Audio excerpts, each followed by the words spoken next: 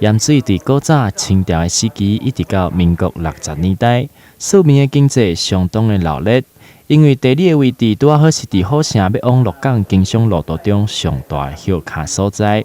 嘛因此出现了有真侪伫咧营养的娱乐文化。今仔日就带大家做伙来到盐水的武庙，做伙见证过去的维港大菜。好，今天非常高兴能够来到我们盐水武庙餐厅，来重现过去的粤港大菜。大家都知道台南市是美食之都，但是美食之都绝对不只有府城，在原来台南县的地方，我们知道一府二路三艋甲，还有4月经，也就是说过去曾经最繁荣、最繁华的，也就是我们的盐水。所以说盐水有很多这个菜色，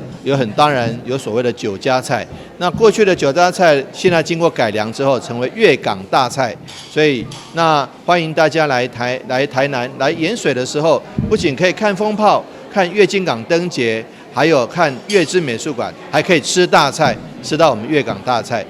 市长惠特嘛特别到活动的现场来感谢武庙佮在地人的努力，由过去特殊的地方文化所传下来美味佳肴，希望当结合在地民俗文化，做伙进一步来推动地方的观光。阮这届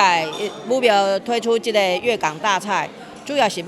打我们那时候繁华时期的盐水有一些地方的一个特色料理，尤其是在华灯初上的时候，这些特色料理就很容易带给大家在美食上面的飨宴。所以呢，我们这次推出的菜大概有鱿鱼的肉蒜、鸡仔猪肚皮、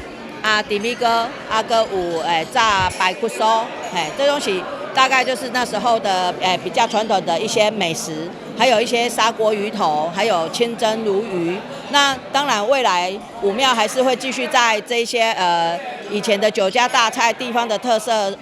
秋楼菜家，还会继续再做一些讨论、跟研究、跟检讨。因为今天推出的菜色是我们有先经过2次的试吃检讨，先推出来给大家先做一个飨宴。未来如果大家有更好的想法，或者是有一些